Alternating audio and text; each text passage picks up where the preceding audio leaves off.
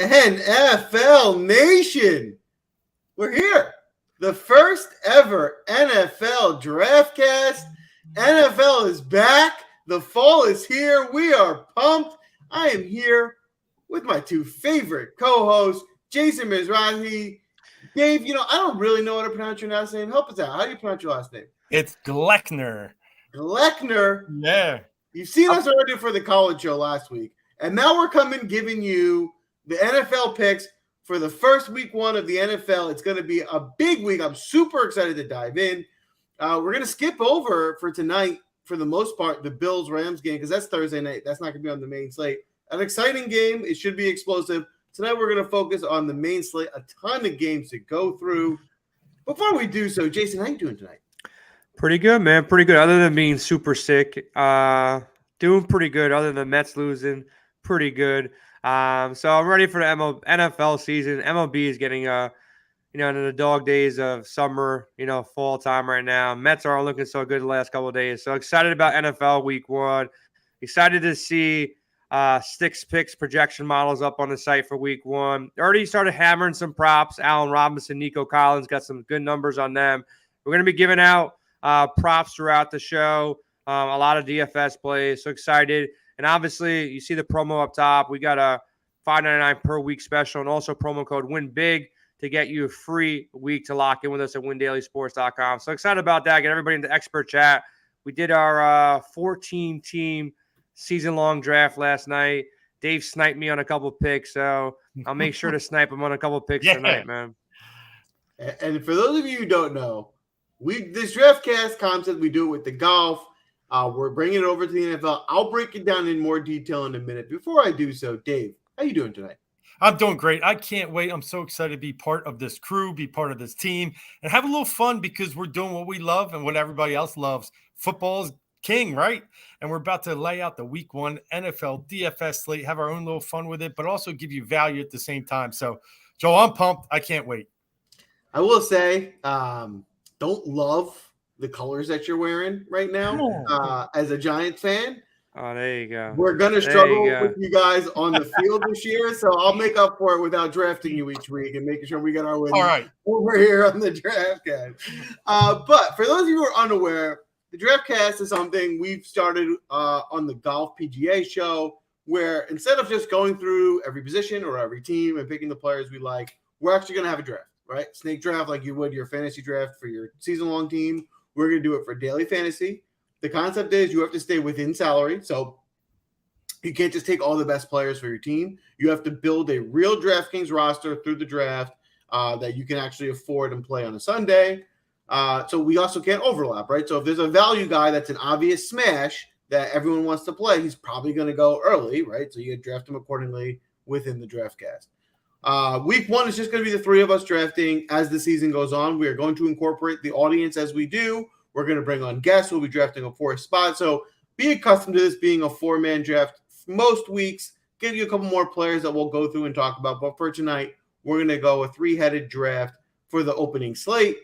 And we've also, as Jason said, we're going to go through some props. We're going to talk about some bets, some winners that we like. So keep your ears open. We'll go through maybe some of the props and things like that as we draft, and maybe we'll add a few game bets at the end as well. Before we get into the draft and tee that up, is there anything in particular this week that you guys want to highlight heading into week one? Bankroll management is a big key, man. Like you're starting a week. I know you want to get excited. There might even be some overlay to be had. But, plan out your bankroll so you're still fighting and surviving. Week 12, week 13, week 14 is a long season. And, week one, like I said, if there's some overlay out there, you can attack and be a little bit aggressive. But if there's not, be reserved and make sure you stay within your bankroll and you don't, throw all your money at week one because there's a lot of questions going into week one. There will be some opportunities, but definitely a lot of questions. So bankroll management is a key. Know what game you're playing. Contest selection is so huge. Single entries is where you really want to focus a lot of your tournament plays in, not just throwing all your money at the million maker. And then for your double ups, you want to try to go to single entry, big field double ups. I think that's the best way to go. Or post, $1, $2 head-to-head or cash games also would be, good expected value back to you. So contest selection, bankroll management is a smart way to go, and know what you're playing. If you're playing cash games, there's going to be certain guys you're going to need to lock in. If you're playing GPPs, don't play all the chalky guys because you're trying to take down a million make or something like that. It's almost impossible, but it's definitely impossible if you're playing everybody who's 30, 40, 50% owned, that's for sure. So those are my words of advice. Obviously, check out our tools at Win Daily. Lineup Optimizer is live. Projection models, player prop models will be live shortly as well. Articles will be flowing out every single day this week. So check out the articles and definitely hop in our expert chat. And we'll do another Sunday live stream before Sunday morning because I'm sure week one, there's going to be a lot of news trickling in where, say, J.K. Dobbins doesn't play and Mike Davis is going to be the starter, versus the Jets. You might want to get some Mike Davis. As much as that sounds disgusting right now, it might sound good Sunday morning when he's close to minimum salary going into week one. Totally. I totally agree. And the other thing to keep in mind with week one is there's still so many more unknowns, right? By week 6, 7, we'll know what teams are getting beat by tight ends every week and who we want to attack. You're not going to know that week one. So, take that with a grain of salt. To me, that just means more GPPs, right? A little bit more randomness than when I'll play more cash when I know more. But how about you, Dave? How are you cautioning us for week one? Yeah, I mean, just the typical strategy, like Jay said. On the flip side, you all know you play MLB as a stack game. NFL gets into a little bit of stat concept too. Definitely, if you're looking quarterback, receiver, you got to pair those two up. You got to have a right area, and if you can double up on those, it's key. You don't want to take 2 or 3 receivers from the same team, but you really got to hit on the one in the quarterback. And like you guys said, week one, a lot of unknowns out there, right? So I'm using a little bit of what teams were last year based on some of their adjustments and trying to play that a little bit. We knew the Lions couldn't stop the run. We knew the Texans couldn't stop the run. They haven't got that much better. A couple draft picks here and there. They're still going to be not as good. So we're going to try and attack certain areas that were trends from last season. Totally. And that's the best insight we can do, right? Usually teams have the same schemes. So those schemes are susceptible to certain player types and things like that. And all the information you can get right now for $5.99 a week. Ooh, free. You don't even have to pay the $5.99 week one. Just use promo code WinBig. You lock in for free. So no risk there. You don't, that's best bankroll management possible. Get the chips in for free. So even better, Joel. So yeah, we're giving out, man. We're giving out ways to come in and talk to us in our Discord chat. And if you got season-long questions as well, we're here to help you with that as well. Obviously, this is a no-brainer for right now. Go ahead, get signed up. But if you want to, he's in Vegas right now. Actually, he's packing hair products right now for his trips to Vegas. He's going to Vegas tomorrow. So the hair products, the comb, the brush, it's all being pushed into the luggage right now. One day this season, Sia will be a guest drafter. Oh, for sure. We'll get all the insights from all the ringers and the great hair that Sia brings. But for tonight, we are going to have that inaugural first ever NFL Draftcast. I'm super pumped. We do have a draft board ready for tonight for our 3-headed draft. Again, I will reiterate the rules as we get this up. It's going to be stake style, 1 through 3, and then 3 picks first in the second round, back in front. You have to stay within salary for you to build a real DraftKings lineup. And I'll let you guys, we'll decide as a team, do we want this to be conceptually lineups that we're going to build for GPPs? Are these going to be for single entry, for cash games? GPPs, man. We're going GPPs. We want to take something big down, man. Definitely GPPs. So that doesn't mean, right, we're going to play GPPs. That doesn't mean that all the high-owned guys we're not going to play. All that means is if you're going to play one of the really high-owned guys, you got to balance out your roster, right? That means some of your other guys have to be low-owned, so you don't have all the chalk. But you can still enter a chalky player or two in a GPP. Just make sure you balance it out with the rest of your roster. So without further ado, Dave, if you don't mind bringing up the draft board. Let's give it a spin here, see how she looks. And then we can hopefully ready, Dave? Start with some fun. It's up. Okay, There you go. There you go. There you go. Cutting Joel's face up for a second. All right, we're good. We're good. You know, there's a little lag in the Excel, but we're here. We're here, and we're ready to go. So, Joel, who should go first? So, Dave, you're going to pick first. Then I will pick second. Jason, you'll have two, and we'll come back. We'll build out our full squad here. Make sure you're keeping an eye on your salary. Obviously, draft intelligently so that you don't run out of money at the end, because if you do, your team's going to be disqualified. With that being said, Dave, with the first pick in the inaugural NFL Draftcast, you were on the clock. Yeah, you know, I'm taking Jalen Hurts right now.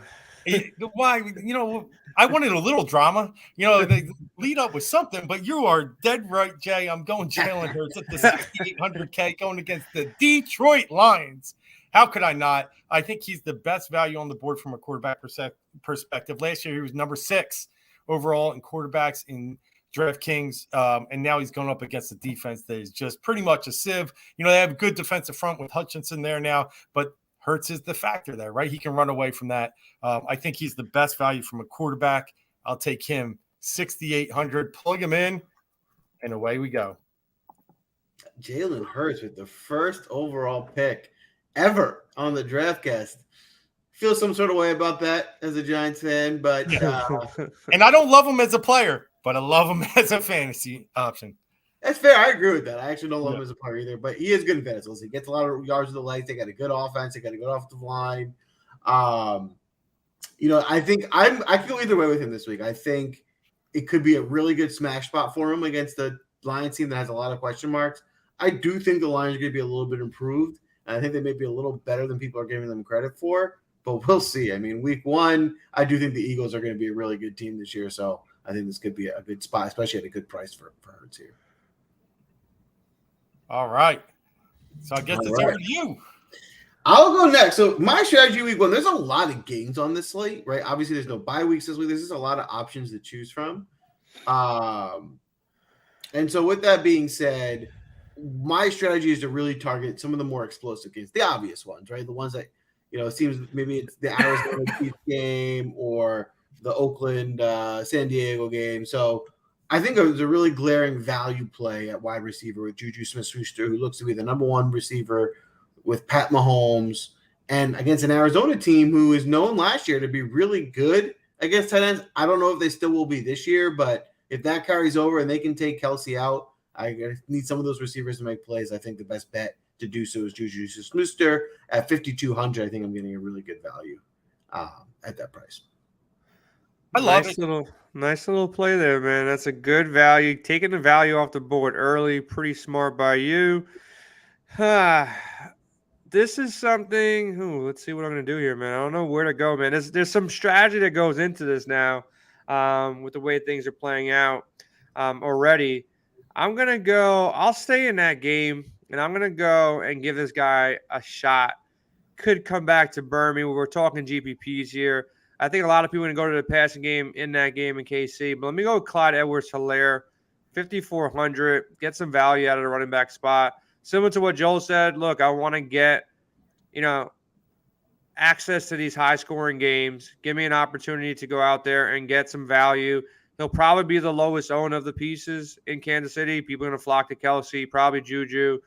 Clyde will probably be the cheapest guy out there. So I'm going to go with Clyde, and then not sure who I'm going to run it back with yet if I go to that game, but I'm going to hope that this guy's going to be somewhat slept on a little bit. I'm going to go Devontae Adams with my top wide receiver right now. Hoping that Darren Waller sits by the time Sunday comes around and that becomes even a stronger pick. But check out news on Waller. You know, if Waller is out, I do like Renfro as well. I'll give a bump to Adams as well. I think he plays, but as of right now, it could be, I don't know. What do you guys have it at? Have you heard anything on Waller as of late? Last I heard, might be out week 1, but probably leaning more towards playing. Yeah, he was going to practice tomorrow, they're saying, but it's hamstring, right? So I don't know, but this team's got a lot of hype behind him, and I think if he's any 80, 90%, he's playing. Okay. But at the same time, even if he plays, right, I don't know how involved he's be. Is he going to be a decoy, or are they going to be heavily involved in the game plan, right? So, almost having him playing as a decoy is I think would probably be best case for Adams here because, at least maybe take some of the coverage off of him and still get the ball plenty. I like the pick there. All right. So for me, I'm trying my ideas. I want to be as balanced as I can this week. I think you can build a roster full of guys who are going to be really well. I don't really see any of the higher priced guys in a super big smash spot week 1. So I think we can find a lot of balance and build out a pretty well-rounded roster. So my next pick is going to be Rashad Bateman. The reason behind it is the Jets stink. And I want to target the Jets, especially they're going to score a lot of points. And there's so many question marks around their running game right now with, we don't know J.K. Dobbins is healthy. Like we mentioned earlier in the show, we might be Mike Davis kind of leading their backfield this week, which, it's not the sexiest thing in the world. So somebody's going to score, right? I think the two obvious choices are Bateman and Mark Andrews. And I think at this price, again, 5,300, I think Bateman could be in a smash position here against this Jets team. So I like the value here. I think it's great. I think Bateman is going to be really good this year. I think he's worth somewhere in the 4th round in a lot of drafts. And I like this week is probably the cheapest you'll see him all year. And you're right. I mean, I'm not sure if Sauce is playing, and that even if he does, it's a new cornerback. So it's a good pick. I really like it. And you know what Lamar's playing for? Yeah, exactly. Yeah, yep. Exactly. Lamar, and not only that, the narrative is going to be, are they even going to, he's going to look to pad his stats, right? Regardless, they're not going to let him, just kind of knee the ball. He's going to be going out there, even if they're winning by a lot, and throwing touchdowns and doing things that will be fantasy friendly because of the contract. Yep. All right. You guys got me because I'm torn on this next one, but I'm going to take a chance here. And a guy that is also a little bit questionable with a hamstring, I think provides excellent value. And that's Eli Mitchell out of San Francisco. I just think did it again, man. Sniping picks again, Dave. I already put in my DraftKings lineup here. I gotta rearrange my lineup because of you, man. Look at you. I might even put that one in bold for you. But you guys all know it. I mean, the guy he just is a downhill runner, runs hard in that zone blocking run scheme that Shanahan likes to run versus a weak Bears defensive front. I think this is a dream matchup. The only concern here is injury. They've already cut Trey Sermon. It's Eli's job. So if we can get Eli running here, I think that we pose some potential for a great day out of Eli. So I'll take him. And then going deeper, this is where it gets, a little bit tricky, but I'm going to stick with another value matchup, and that's Antonio Gibson. As Joel is building a lineup here as well, more balanced, I think spending money at this range makes a lot of sense where I can probably pay up for receivers later. Jacksonville was the worst against the run, second worst last year. And, unfortunately, Gibson's biggest threat, he's on crutches right now. McKissick will get a little bit, but I think Gibson could have a big game against Jacksonville. You're right. I think people might be overlooking him a little bit because it seems like he lost the position battle in camp. He was just the arrow pointing down on him all kind of summer long. And then people are kind of just forgetting, like, well, the competition's gone now. It's his job. They kind of lost it, and he's going to get a lot of carries. So I think he is a nice sneaky play here at that price. All right. I'm going to make a big homer pick here. You did it with your first pick with Jalen Hurts. And not just making a homer pick. I'm obviously a Giant fan, but I do think he's a good pick. I think they underpriced him a little bit this week in Saquon Barkley. At 6,100, listen, he is the Giants offense. They're going to get him as many touches as he can get. I do think the Giants are going to have an improved offensive line with maybe some more holes for him to run through. It's not an easy matchup. This is going to be the Tennessee's got a tough front seven. They can stop the run, but Saquon is not limited to just running the ball. They're going to throw him the ball in the backfield. They'll get plenty of touches. At 6,100, I think he's in the upper echelon of backs. So it's just a big discount for him there. I'm going to stop putting players in my DraftKings lineup because you guys keep taking them. So I had both those dudes locked in. So just to avoid the potential stealing of the Giants defense, I kind of like the Giants defense. So I'm going to go there, 2,300. That opens some stuff up for you. Look, I'm never really the type of guy that's going to pay up for defenses. There's so much variance when it comes to defense. Obviously, Baltimore looks pretty good against the Jets. You got the Colts versus Houston, San Fran versus Shy, but you got Cleveland versus Carolina. Should be fun. Saints versus Atlanta. Some good defenses out there, but Tennessee doesn't really scare me if you stop Derrick Henry. I think there's a potential where the Giants look good at times defensively. At times, Joe, I don't know. You kind of like not remembering too many good games out of the Giants defense, but like at times they played all right. So, it's Tannehill, it's Derrick Henry. If you can stop Derrick Henry, you should be all right. And then the other guy I'm going to go with is Michael Pittman, 5,500. Jonathan Taylor is not scoring. You got me. Yeah, at least I got somebody here. At least I got someone back. If it's not Jonathan Taylor scoring, and I think a lot of people are going to be playing Jonathan Taylor, they see the Houston matchup. It's some good leverage too. I think Pittman is good leverage over the field potentially. I want to see what his ownership comes in when we get closer to Sunday. It's too early to tell how high of owned he is. Our optimizer is currently saying Pittman probably be around 15%, 17%. It's a large slate. Not really worried about it too much. Saquon is coming in around 17, 18% too. So it's okay. Not really worried about it. So I'll go Pittman at wide receiver and then the Giants D to open up some salary. All right. You're looking good. You still have 28,000 left for 5 spots there, right? So average almost 5,500. So looking good as we roll over Joel with your 33,000 pots still left. Yes, I am.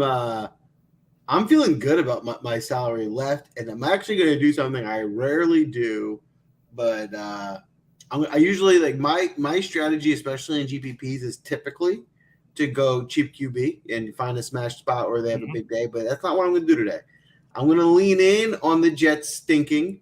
If I already have his top pass catcher, I'm going to go with Lamar Jackson, the man looking to get paid, and a smash opportunity against the Jets team I just don't believe in. I think this is a good spot for him. I think he can do some damage with his legs. I think he'll, I like the fact for Lamar that their running back situation is not looking good because I think there's just more opportunity for him to get to play himself. And I like what you did there with Lamar to Bateman. That's kind of what we talked about as a concept earlier. You don't always have to stack them, right? But, in that situation, I think against a Jets team, I think it's really a good strategy there. Man, you guys really put some good ones up there. And I'm going to go with one of my cheaper options at receiver that I think has a lot of value, especially you named it earlier, Jay, in a high-scoring game. I'm going to go Rondale Moore from Arizona. I just think, it's got to be – they've already said they got to get more creative with Rondale Moore. He was such a Swiss Army knife at Purdue. We're going to see him more in the backfield. And, we got to fade out this A.J. Green era and get me some more Rondale Moore. And at $4,000 versus the Chiefs, I think we could have an exciting day with Rondale Moore. That could work, man. That can work. Who's up next? Is it back to – is it me or is it – you got a double pick here? I got a double, and, a lot of – there's a few out there, some of your Giants guys, but it looks like I have a decent amount of money. I have 28,000 left for my last 4. And with that, I'm going to go one more cheaper option, and I'm going to take Irv Smith at tight end. Jay, I took him in the draft last night. I like that play. At 3,400, this kid's out of Alabama. Some forget he got hurt after his rookie season. And but he had last, I think, 6 or 8 games last year. He was right there in targets and production with Dallas Goedert. And if you're saying that name, Dallas Goedert's a lot more expensive. Irv Smith at 3,400. We could get a breakout here, especially in a game against Green Bay, where I do expect some points in that NFC North matchup. Works all right. For me, man. Joe, it's up to you, right? I like it.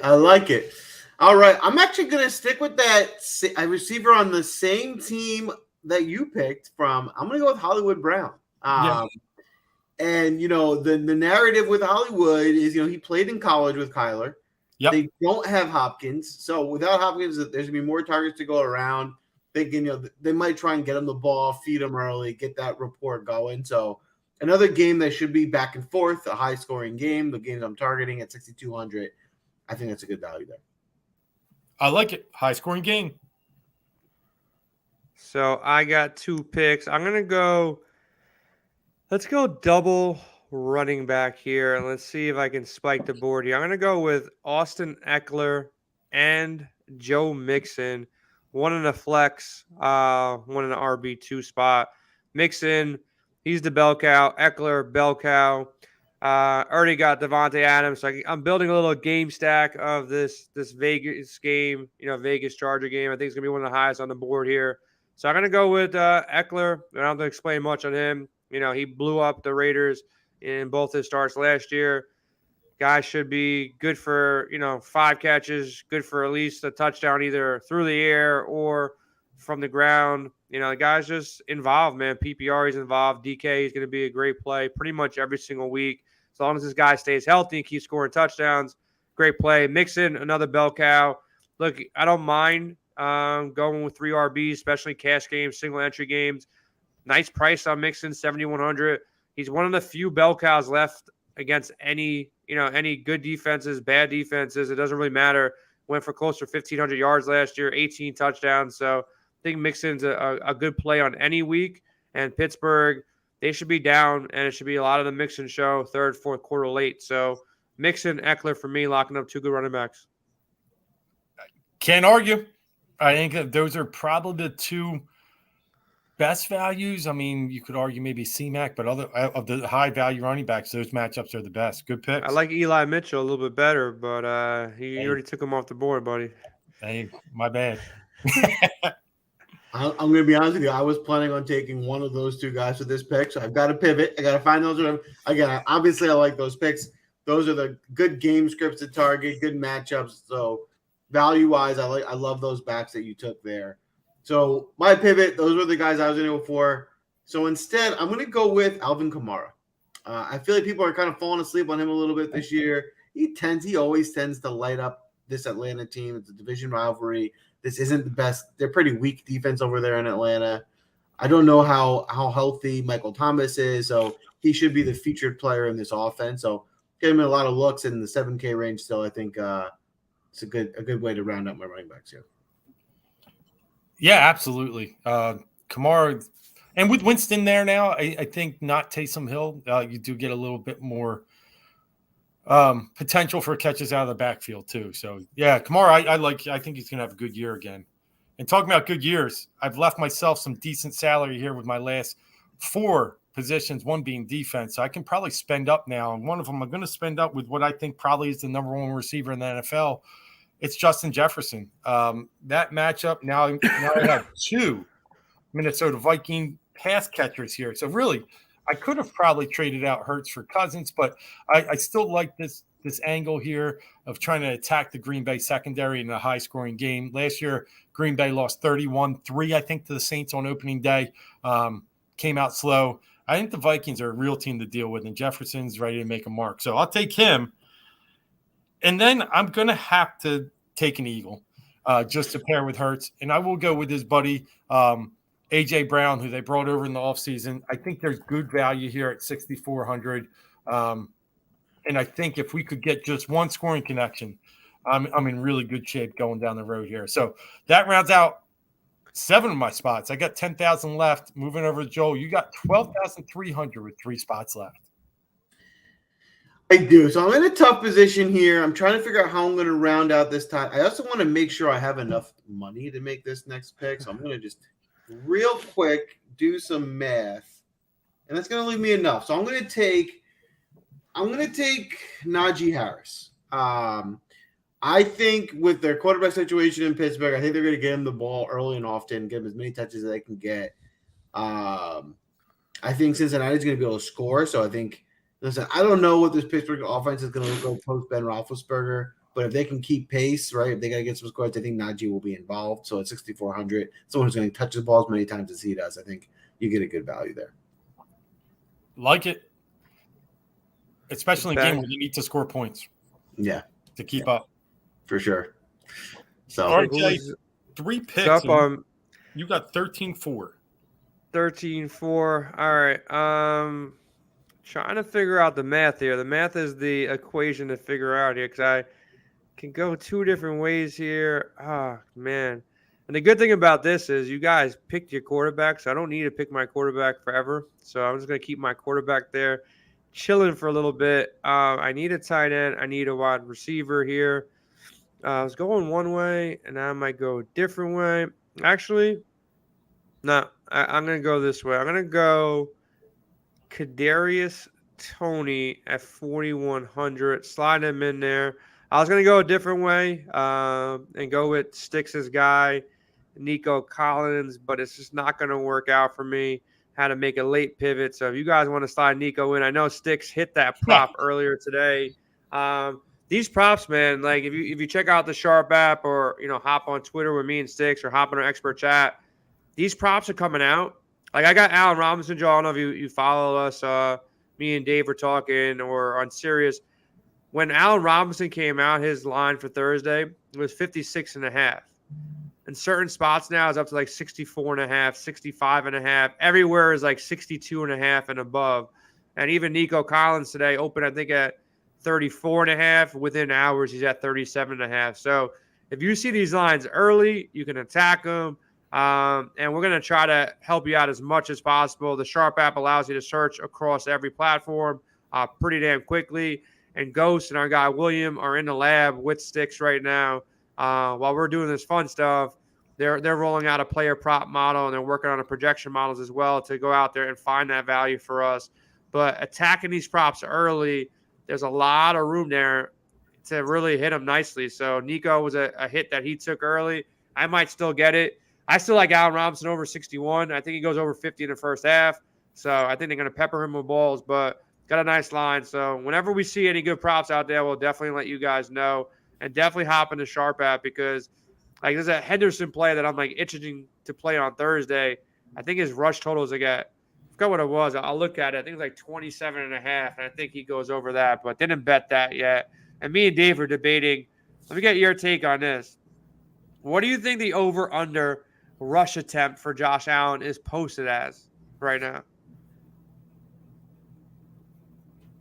Joe? You got 3? 6.5 rush attempts. I thought it was crazy high, but then Dave said he kind of likes the over. I kind of like the under. I'm like, this guy's really going to run 7 times against the Rams, like week 1. I can see it, though. It's Josh Allen, but I don't know. It just seems crazy high for – he is a running quarterback, but at the same time, he's not like the guy you think who's just going to try to run a game, run the ball down your throat, too. So thought that was high. I didn't bet it yet. Kind of like the under, but don't got the courage to bet the under yet. I think I would take the under there. All right. Because listen, I'm big braining myself here, but he's a franchise quarterback. Yeah. Week 1, you would think they don't want him to take that many hits here this week, right? Obviously, in the playoffs, it's different and everything like that. But week 1 of the season, they might be a little bit more conservative than they will as the year goes on. So that's just my big braining theory of maybe taking the under there. I agree to that. Do I get a second pick here, or is this still my pick? You do. All right. So the reason why I didn't go Nico Collins, I was debating going with a couple different tight ends. I was looking at, the Chargers, Gerald Everett, but I'm gonna go with Brevin Jordan here, 3,100. Tight ends only really need 5 to 7 points. If they score a touchdown, you're golden. He's 3,100, probably the third option in the pass game. They're probably gonna be down a bunch. Indianapolis Colts defense is good. I don't know how much. I think Davis Mills is underrated still. So they're going to be playing from behind most of this game. So I'm going to go with Brevin Jordan here at 3,100, which leaves me with 6,200 left for my quarterback, which I'll be snagging in the next round. All right. I like it. Brevin Jordan's a, guy that big target, right? And I know he put up a couple sneaky games last year. So I like the pick. I like it as well. I have to go value here at tight end so I can afford a defense. And I got my eyes on Hayden Hurst. I like that Cincinnati offense. I'm looking at that game as maybe one that might be able to be a little bit higher scoring than we might think. The focus is obviously going to be on those stud receivers. The word was that he's looked good in camp. So I do think it's a spot at 3,300. It's pretty good value. He could probably sneak a touchdown in there in that game. If I didn't get Mixon, I was looking at him too, man. Good call there, Joe. I like it. I love it. I saw something on the NFL Live or somewhere today about how much he's in the field for other players, and one of those other players is Jamar Chase. So why not just plug him in as my flex? Let Hurst open up that field. Let me get some TDs. Now, he wasn't great against Pittsburgh last year, but he did average about 15 points in his 2 games against them. Pittsburgh's got a decent secondary, but I think, looking at value that I have left, I think that's the best spot for me to spend it and still have enough money on a decent defense. And I will go with the Philadelphia Eagles here because it's the Lions. And 2, they shored up the defensive line and the secondary. They got your boy Bradbury, who's now found a way to play defense right after he couldn't play for you guys. I think there's value. If you're looking at defenses, I never like spending for the top D unless it's a dream matchup. Jay, like you said earlier, something that 2,000, 3,000 range I think is ideal. You'll see 1 or 2 of those defenses from that low always spike up. So why not the Eagles this week? And I'll take them at 3,100. Yep. And Joe, how fun would it be if week 2 we come back on the show and the Eagles lose week 1 against the Lions? Like that'd be a great start to the show. I'm not even a Giants fan, but there's so much damn hype around the Eagles, man. Like they're easily winning the NFC East. They're easily going to make the playoffs. They're easily going to somehow, make it a couple games of playoffs. I've heard Super Bowl talk. I've heard they're coming out of the NFC. There is way too much hype. The only thing that has me against them actually doing well is the stat that I keep on hearing that no team in the NFC East is repeated. And the Giants are pretty damn bad and Washington's even worse. So it's kind of like a 2.5 horse race. Like if the Giants really play up and Daniel Jones plays well, they got a shot. I think their offense is going to be better than people think, but the Eagles really just have to beat the Cowboys. And the Cowboys are already banged up. So it's can the Commanders really pull it off? I don't know. Wait a minute. Before we anoint anyone the champion. Bryce Harper. I am a realist. I'm not going to lie. The Giants, it's hard to be too optimistic based on what we've seen last year from the Giants. The roster. Offense is going to be better, though. Here's what I'll say. From what I've heard, the defense has improved, too. They got a new defensive coordinator. They've looked good. But my biggest rating factor is for the Giants. If you actually look at the Giants schedule, it is one of the weaker schedules. It is. They have such a weak schedule that the Giants could fall into 8 or 9 wins just because they don't play that many good teams. And if that happens and they have some momentum at the end of the year, then kind of anything can happen once they get their feet on them. Listen, the Eagles have a better roster than the Giants. I'm not blind. I can see that. But the Giants have a cupcake schedule and anything can happen. I don't disagree. The whole NFC East has an easy schedule because they're playing each other. But yeah. And as we see every year, the NFC East is wide open, right? It's probably wrong for me to say it this way. I was going to say we beat up on each other, but it's probably the other way around. All the teams stink, and then they somehow end up. But at the end of the day, the teams are going to beat each other, so it'll be probably closer than people think. So with that being said, I'm going to take my last pick here, and I'm going to go with the Miami Dolphins defense, right? I think we heard coming out of camp, the Dolphins defense was really good last year. I think they're getting overlooked this year. They're a talented D. They got some playmakers, and the word out of New England right now is they don't even know who's calling plays. They don't really have an offensive coordinator. It sounds like things are a little messy. I'm sure Bill Belichick and crew will figure it out, but I'll roll the dice on a division rival that's a more talented defense in week 1. There you go, man. There you go. Slide in your boy Derek Carr in there to complete that Devontae stack. Okay. So Carr, I've been hyping this guy up all year. I got bets against everybody that he's going to finish over Russell Wilson and a couple other guys out there. I think for season long, Carr and Cousins can actually go out there and do some things for season long. So I'm going to, take some shots in GPPs early in the season, see how he does. He's got some real receivers, not that Renfro or Waller are not real receivers, but adding Devontae Adams is a big get for that offense. So they're a pass-first offense. I don't think Jacobs is going to be running for 1,000 yards this year. So they're going to have to chuck the ball. They're in the AFC West. Coming out the gate, tough matchup against the Chargers. The Chargers definitely going to want to lay it to them after what happened last year in that back-and-forth game that probably should have ended in a tie, but ended up being ridiculous at the end. I don't even know how that happened, but it did. So that's the roster. Joe, before we chop it up, I'm looking at the optimizers. I want to get you guys' take on a couple players. Right now, it's way too early for ownership, but I'm going to read off some names. And, Joel, Dave, just chime in. Just tell me, yes or no, if you're going to be getting shares of these players at higher ownership. Some of them we already got in our lineups: Barkley, Jamar Chase, Michael Pittman. But two other of the top running backs as far as ownership right now, obviously McCaffrey and Jonathan Taylor.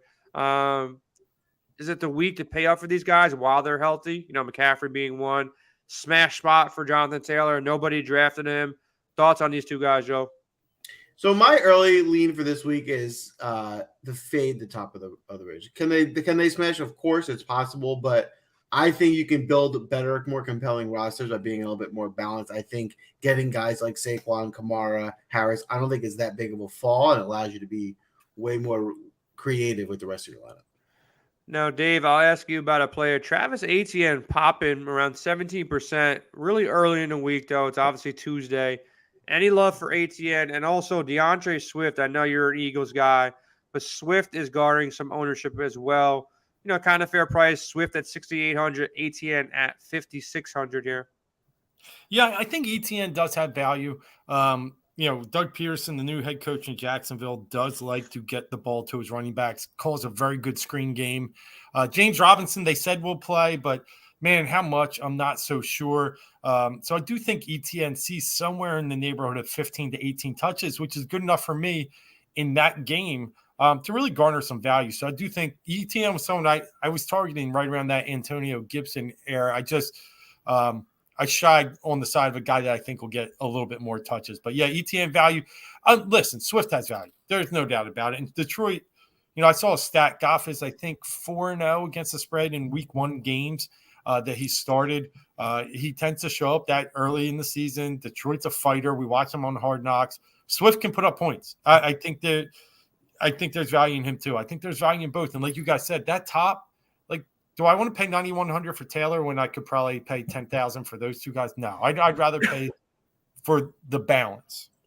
Joe, question: low-owned running backs. I took Hilaire coming in at 6%. One of you guys took Eli Mitchell on me. He's 3%. Also, you got Antonio Gibson coming at 5%, and then Chase Edmonds at 4%. And then you got two guys who are kind of questionable, doubtful: J.K. Dobbins, Miles Sanders. Not really getting much ownership, but talk to me about first Hilaire, Mitchell, and Antonio Gibson. Any love for those guys? And then prior to Sunday, if Dobbins is out and Sanders is out, are you looking to pivot to any of those two guys' backups?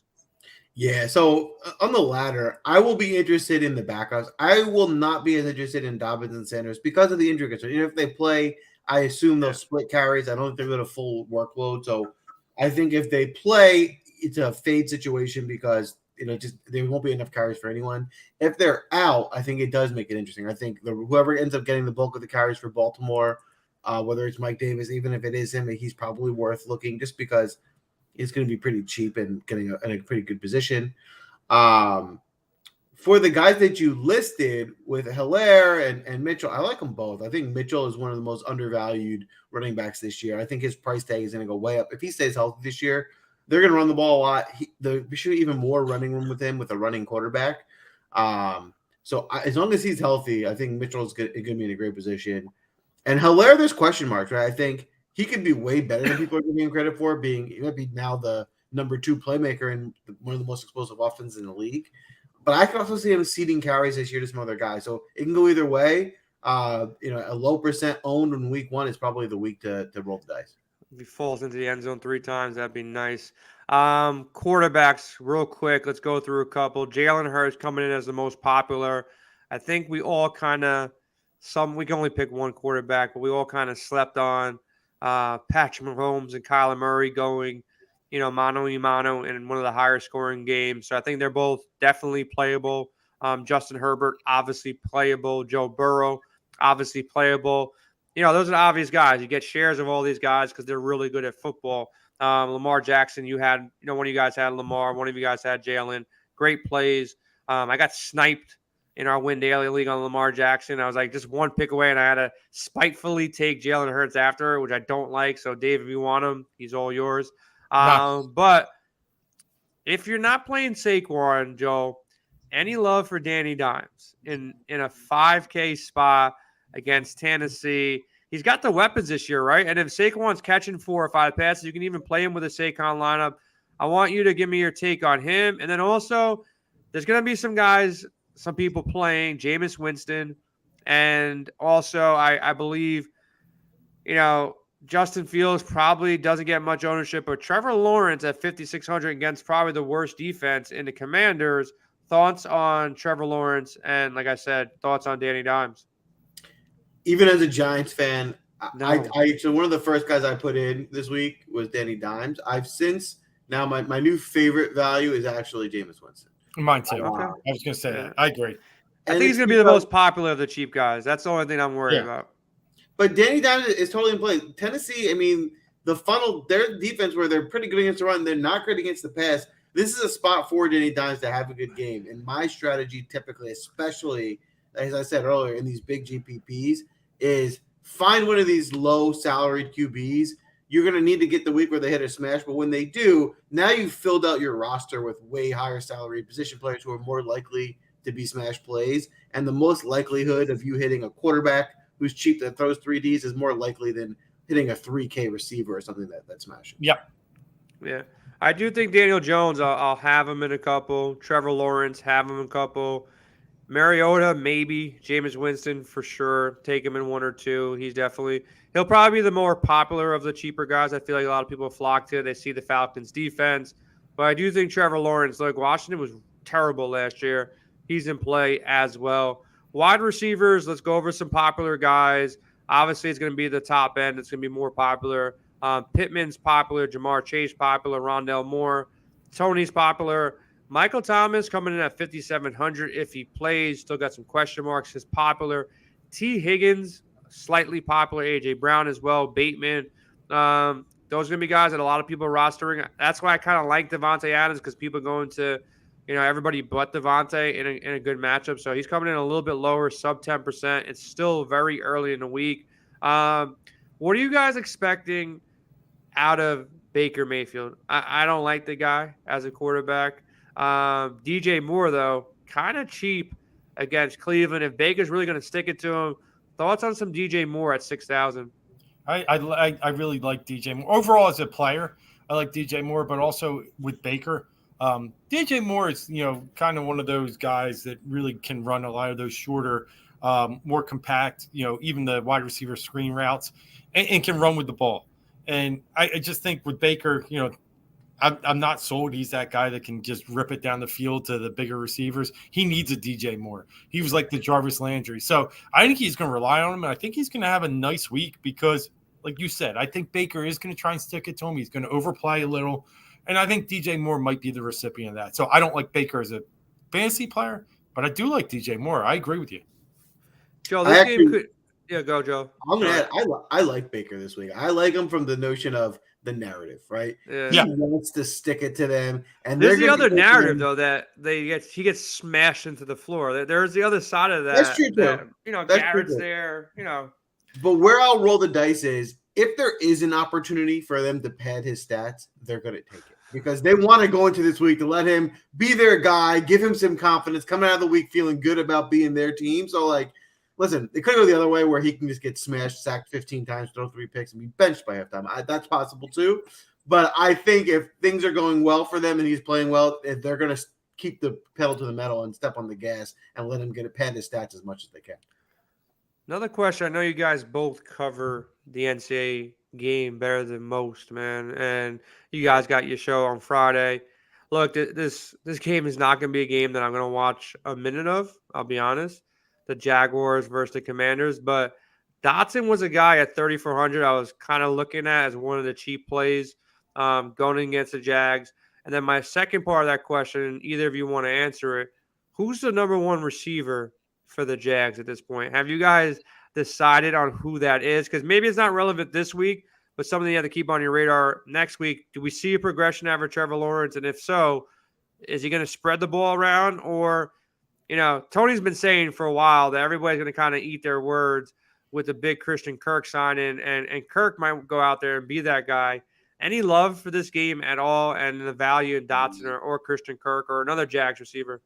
So, if I had to pick one, I do think it's Kirk. I think Kirk's a good player. If anyone's going to rise here, I do think it's Kirk. But my controversial take is I think Trevor Lawrence is very overrated. I don't think he's going to be good. And I just don't think he's the guy. So if you're banking on Trevor Lawrence and this team, I just don't think you're going to get there. I think he's a guy that people have overrated. He's not that good. But if you want to pick the number one guy on the team, I would probably go with Kirk. I would too, and I'll even give Yvonne good checking in. Love when you check into the shows. Thanks for looking in and giving us a shout and a watch and a like, I hope. But Jay, you asked about Washington. I think Dotson is clearly moved up to the number 2. I think there's question marks about Curtis Samuel. He was such a bad signing. So I think there's value in Dotson. I also agree it's got to be Kirk, right, for what you spent. But does it have to be Kirk by week 6 or 7? Probably not. But this week it would be Kirk for me. Joe, I want to ask you one more question, wide receivers, before we slide over to tight ends real quick. The Giants, is there a clear pecking order in these wide receivers right now? Who's 1, who's 2, who's 3? I don't know if anybody took Wan'Dale at 3K in their lineups, but Wan'Dale is 3K. Thoughts there, and do you have a gut feel on how the target's going to be breaking down? I took Tony. I know you got Saquon. Thoughts on how that rolls out for the Giants this year? The Giants are a mess. That's my thought. So, as you're not going to get a clear answer, I think load up 3K Wan'Dale. Let's go. No, actually, that is my try. I think Wan'Dale's going to be on the field. So at 3K, I don't think there's a big difference between any of the guys that'll be on the field. So you're getting a guy at 3K that will be there. He's probably the best way to go for value. I think Tony's the best player, but he's always hurt. He hasn't been practicing. So I don't know how involved he'll be week 1 because of the injury, even though he is probably the best receiver in the room. I think Galladay right now is don't touch him. Like until he shows you something, I'm not think he should even play for the Giants, to be honest with you. So he's still got too much money in his pocket. He's got to let some of that money fall out until he starts practicing again. I got one more wide receiver question. It's early in the week. I came off Sirius, I think Sunday or Monday, and randomly Alan Lazard was like running off the practice field. I haven't seen anything yet. But if Lazard doesn't play, who do you go to in Green Bay? And if Lazard does play, are you going to Lazard as the one going against, Minnesota's defense is one you want to target. Obviously, Aaron Rodgers, number 1 receivers, kind of do good in fantasy football. So thoughts there, if Lazard plays, if Lazard doesn't play.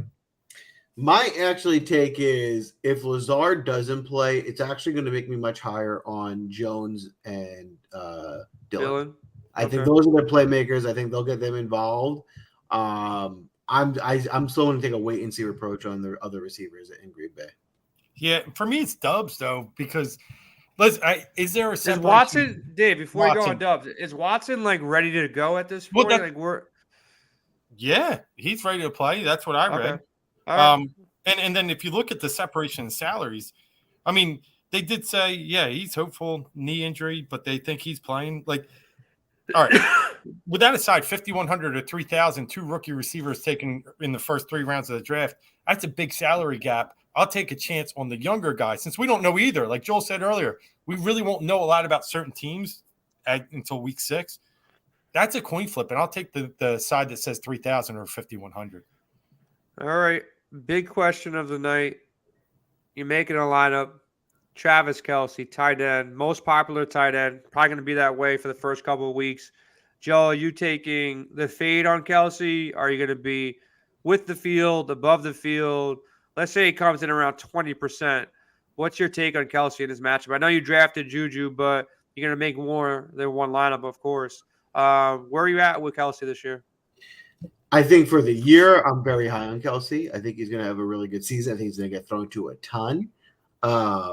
Arizona was really good against tight ends last year. Now, is that going to be good again this year? I don't know, but I don't know if this is the best week where I'm going to be all over Kelce, especially at a really high ownership against a team that did pretty well against tight ends last year. So I'm probably going to be higher on Mark Andrews, who the Jets were really bad at covering tight ends, and they don't really have many other places to go on offense. And play that ownership game for week 1. Yeah, I kind of agree with that. Last question I got for you, Dave. Defenses, you're looking at the top end. There's some good ones, obviously. You got the Niners versus Chicago and Justin Fields. You got the Ravens versus maybe Flacco, maybe Wilson. Saints versus Mariota. Where are you at the top end here? If you were to play one of the top ends and you're going to pay up for a defense, Niners, Ravens, Saints, Colts, they're all in line against really shitty teams on paper, but you know what can come down to it when it's, week one of the NFL. One of these teams might lose somehow. What's your thoughts on the top end of defenses? I'll give you that in a second. I mean, I can't let this comment go away, right? Let me just, while I have my second here.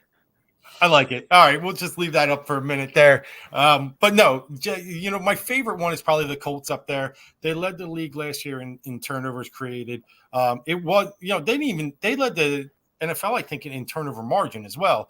I think they created 33. And if you go back to 20, they also created 30 in that season too. So it's consistently, they're creating the pressure up front and they're forcing turnovers. You got a Houston team. Davis Mills obviously kind of came out of nowhere last year, but in the end, I think a Colts team that consistently forces turnovers, creates sacks versus a Houston team that's not a very good offense. I would probably like them the most at the top. Okay. You guys lock any bets yet? The show is pretty much done from a DFS perspective. It's early in the week. Lines are obviously out. It's Tuesday night, 10 o'clock. We're about 48 hours from watching, less than 48 hours, maybe 46 hours from watching the Bills versus the Rams. Any takes here early on in the season? Any bets you made, Joel? Dave, I know you've been crushing bets in the MLB. Are you guys locking any bets yet? Any props that you're looking at? What you guys thinking right now? Dave? Well, I'll say early on, I am looking at Eli Mitchell's rushing yards. We talked about him earlier, and he was one of our, favorite picks there. 59.5. I think, if he gets the volume, he's got that by halftime. I think I'm willing to take a chance that he is going to get that volume. The only guy that I think could take some of that away from him is Trey Lance. So in the end, I think we're going to see a very controlled game with a rookie quarterback, a game that they're going to want to try and run the ball. So I like Eli Mitchell. That's one of the props early on that I'm definitely hammering. Joel, you got anything you looked at? Or you haven't looked at the board much? So for this week, early on, I guess mainly Thursday, I've looked at. I'm with you guys on Allen Robinson props. I think Allen Robinson's gonna have a good game.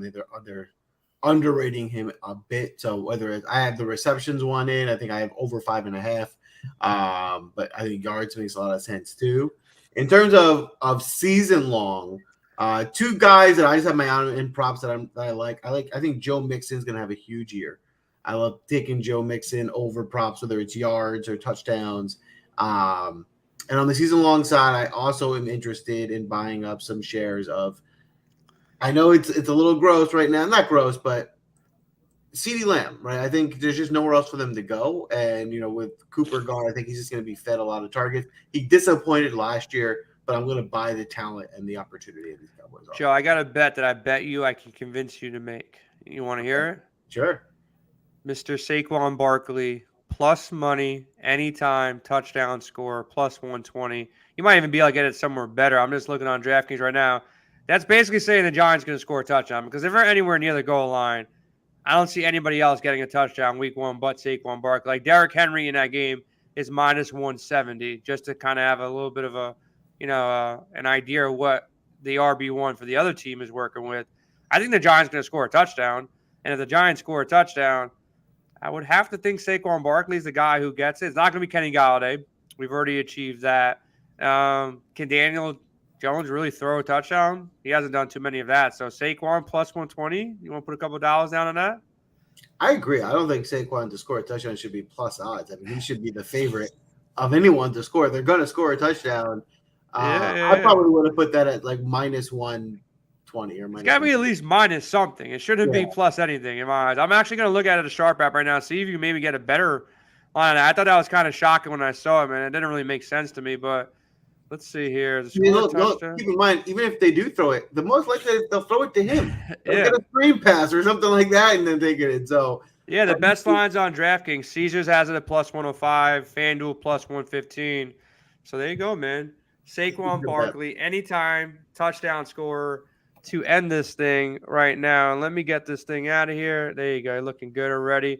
So, Joe, get us out of here, man. Tell them where to go. Or you want me to do it now? Or you do it? You go. You do it. Go. No, that's a wrap. That's right. Listen, go get. How often do you get a free sign up? Go sign up. Try it out. Get the NFL. It's going to be way more fun when you're hitting bets and you're getting winners and you're leaving Sunday night with, dinner and rent paid for thanks to the smart bets that you made. So go take advantage of this free trial. It's probably never going to happen again. I've never seen anything like this. So get out there now while you can. Good luck this week. It's going to be a ton of fun kicking off the season. We'll see you next week for another draft.